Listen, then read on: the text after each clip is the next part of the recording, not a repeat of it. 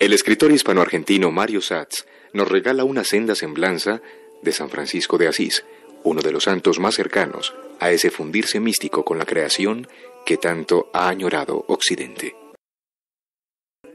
San Francisco de Asís y la alegría natural. A diferencia de lo que los evangelios y las leyendas nos cuentan de Jesús, que nació pobre y en un pesebre, para su época y entorno San Francisco fue un niño rico, a quien desde temprano rodearon las bellas telas y los cantos de los trovadores. Al girar de los siglos, y cuando comparamos las vidas de los santos y varones ilustres, la figura del Buda Sakyamuni se asemeja a la del de Asís, precisamente por recorrer el camino de la opulencia al vacío, o mejor aún, el de la riqueza a la pobreza, al despojamiento. Incluso podríamos llevar el paralelo más lejos, por cuanto San Francisco y Buda comparten la misma sensibilidad ecológica para con el entorno y una idéntica concepción sobre el anima mundi, es decir, sobre la materia como forma visible de la conciencia. Buda lo tenía todo.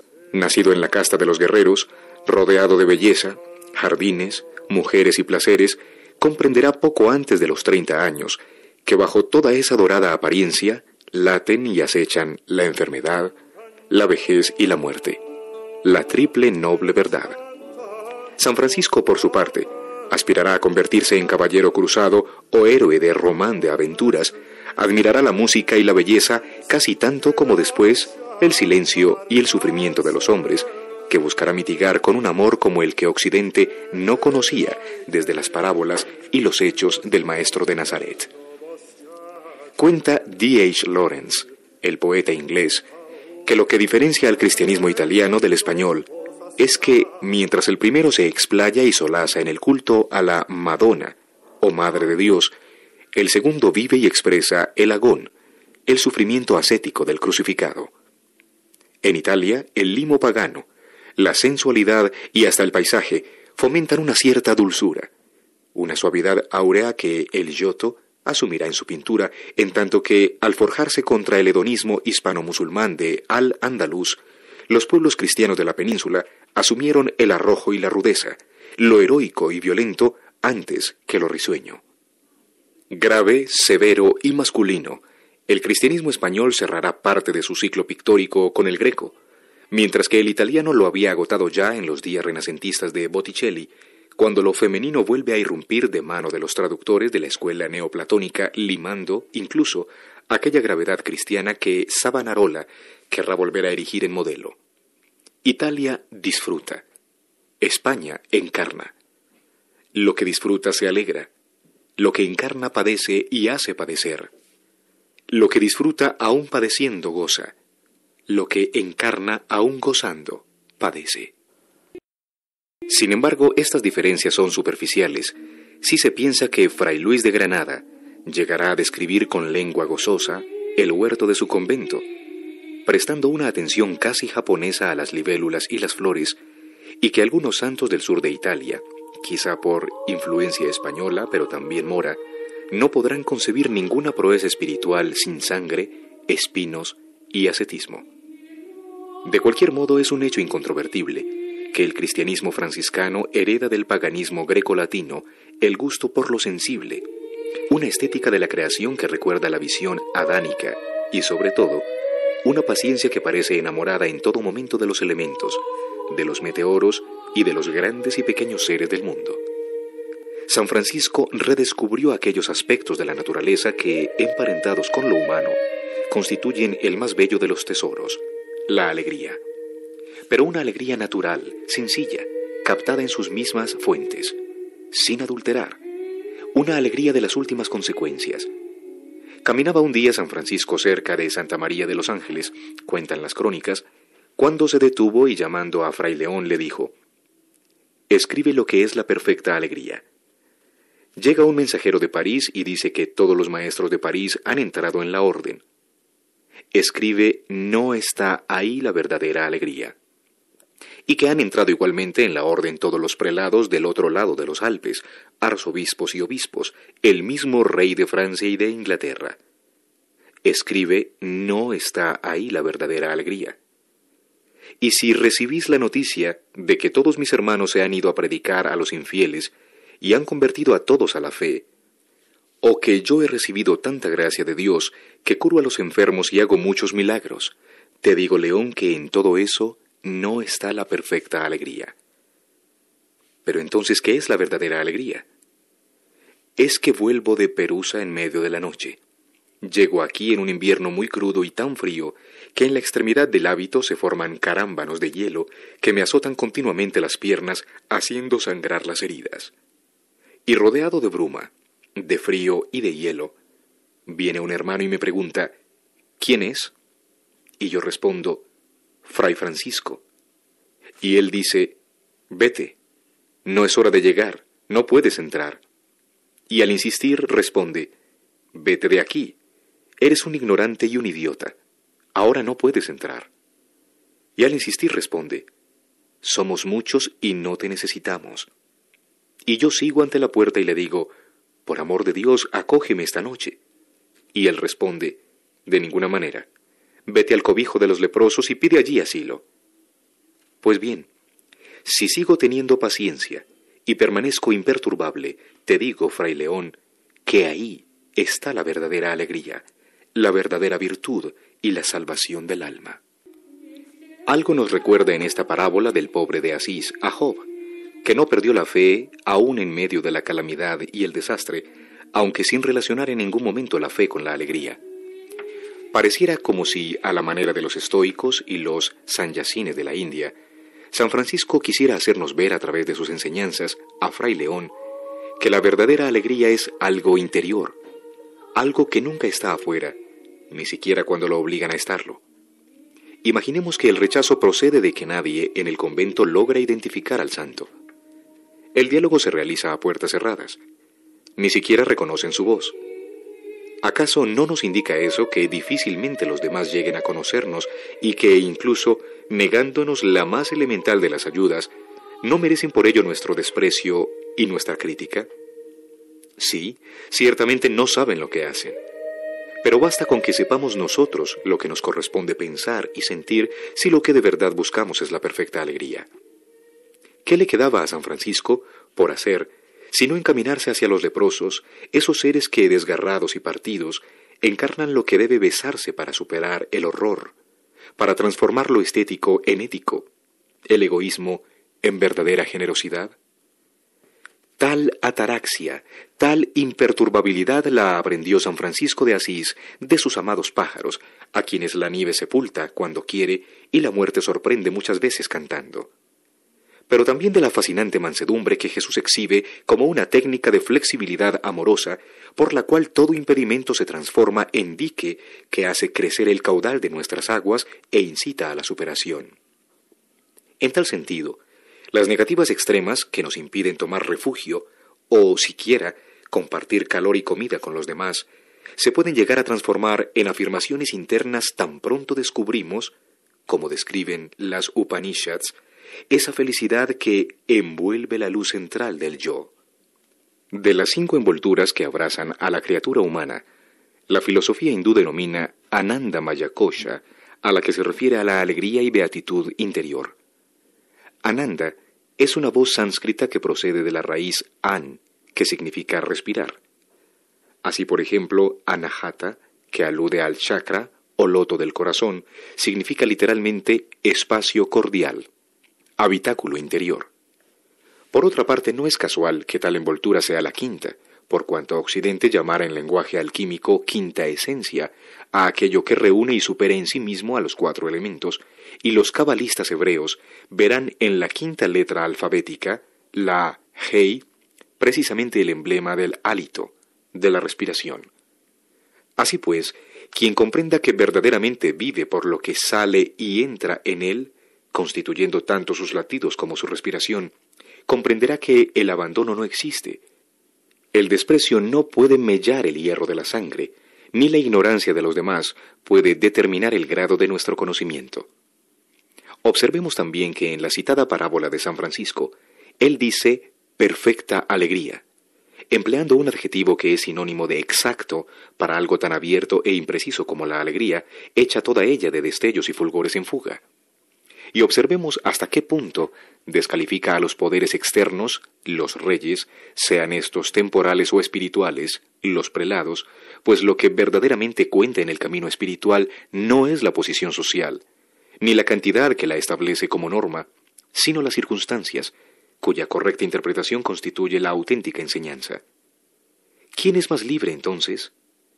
¿El que no da ni quiere dar, encerrado como está tras la puerta de su seguridad, negándose a los viajeros del amor que pasan ante su puerta, o quien acepta el rechazo y sigue su camino por las frías o cálidas sendas del mundo? Es muy posible que el que rechace permanezca para siempre en la duda de no saber quién era el otro, en tanto que el que acepta descubre muy pronto que no lo abandonarán sus fuerzas si se conoce a sí mismo. Aunque pudiera parecerlo, no hay nada macabro ni masoquista en la actitud de San Francisco, a quien los carámbanos hieren las piernas. El pobre en la parábola se ha excedido en el horario, y con ello quiere demostrar que la caridad y el amor, para hacerlo, deben contar con lo imprevisible. Pues ese no es hora de llegar del monje que le impide el paso, si algo demuestra, es el estúpido rigor de la fidelidad a lo establecido, la preeminencia de lo mecánico sobre lo espontáneo y muy especialmente la delegación de la voluntad propia en una ley que lo único que fomenta es la pobreza. San Francisco acepta imperturbable el reto y desciende aún más en la escala social. Como el agua taoísta, suprema bondad, está dispuesto a beneficiar a todos sin quedarse con ninguno. Si de entrada ha aceptado con amor el horror del mundo, ¿qué hay de malo en dormir entre los leprosos? ¿Qué hay de malo en hablar con los caballos y las golondrinas o en acariciar las piedras vivas de las montañas? Entre los sufíes del Islam, tal imperturbabilidad lleva el nombre de fakir, de fakr, palabra árabe que significa pobreza.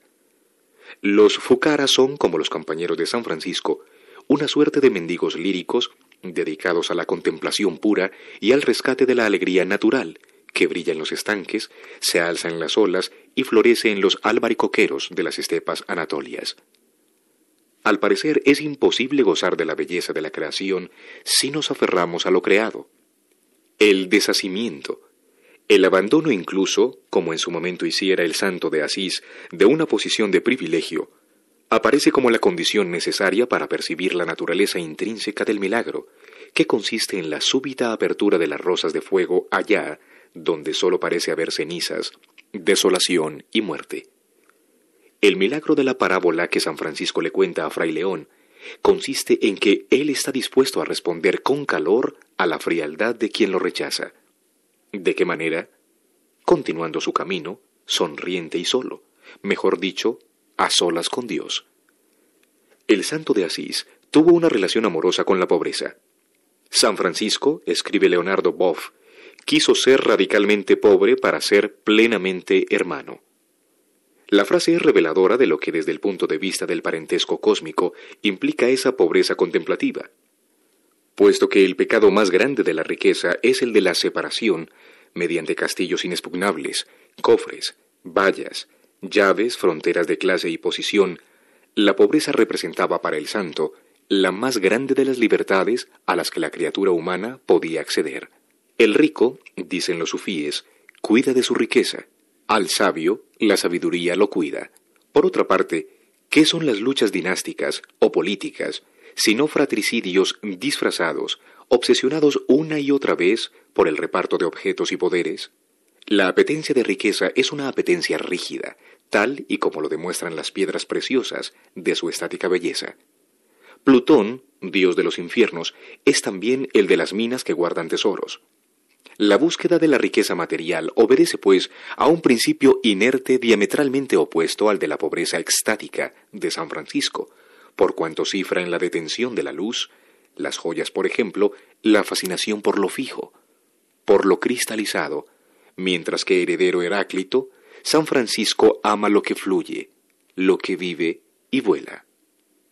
Un día cerca de Vegna, camino de Foligno, San Francisco se encontró con una multitud de pájaros de diversas especies completamente desprovistos de miedo, a los que se dirigió del siguiente modo: Hermanos míos, tenéis que alabar siempre a vuestro Creador y amarlo, porque os ha dado plumas para vestir, alas para volar y todo lo que necesitáis. Os ha dado un buen lugar entre sus criaturas y os ha permitido morar en la pureza del aire, y aunque no sembréis ni cosechéis, no necesitáis preocuparos de nada, porque Él os protege y os guarda.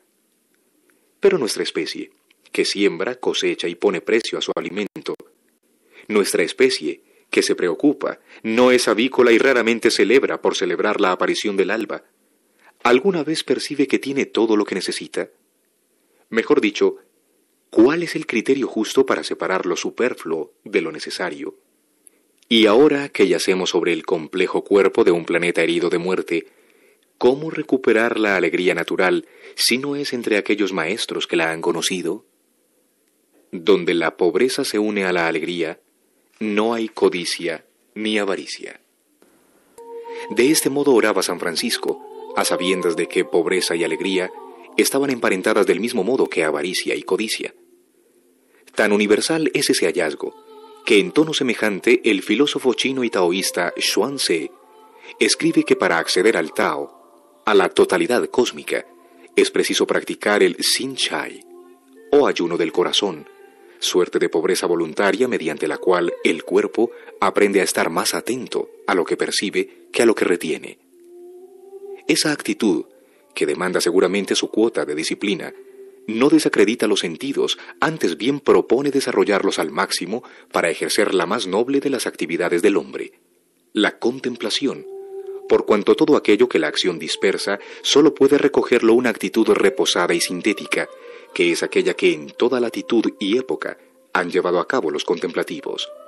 De ahí que los tlamantiname, o sabios aztecas, portaran un espejo en la serenidad de sus pechos para dar a los hombres su verdadero rostro. Quienes se miran en el espejo de la obra franciscana no hallan, como en la de Santo Tomás o San Agustín, el rigor intelectual, sistemático y polémico, sino que se encuentran con la misma poesía de la vida, con esa fraternidad universal en la que tanto el hermano Sol como la hermana Luna nos muestran las razones ecológicas de la creación, sus leyes de cooperación y armonía, sobreviviendo a sus excepcionales cataclismos y desastres. Estar dispuesto, como decía San Francisco, a sufrir con alegría no es fácil. Aparentemente alegría y sufrimiento son dicotómicos, antagónicos. Pero nos parece así porque no prestamos suficiente atención al danzante péndulo de las cosas y la mayor parte de nuestra vida la empleamos en la prosecución de vanidades, en la búsqueda de sucedáneos, títulos y posesiones, sin entender que por el solo hecho de haber sido llamados aquí y ahora a la terrestre existencia que compartimos con las flores, las aguas, las aves, los peces, los frutos y el humus, por ese solo hecho ya somos acreedores al tesoro que San Francisco llamaba la perfecta alegría. En el Zohar, texto capital de la Cábala española del siglo XIII, leemos: los hombres creen que el paraíso está en el cielo. Los ángeles saben que está en la tierra. El tránsito de la creencia a la sabiduría requiere que despertemos al entorno, que seamos conscientes y en todo momento de la espléndida maravilla de todo lo que nos rodea. Sobre nuestras creencias podemos discutir noche y día, amontonando teoría sobre teoría. Pero basta que un solo sabio exhiba el encanto de su sonrisa, para que un vasto suspiro de certidumbres ilumine la nuestra. En ello debió pensar el poverelo de Asís, cuando oró de la siguiente manera: donde hay caridad y sabiduría, no hay miedo ni ignorancia. Donde hay paciencia y humildad, no hay ira ni perturbación. En Literatura para Oír les hemos presentado Un místico, Mario Satz, escritor argentino.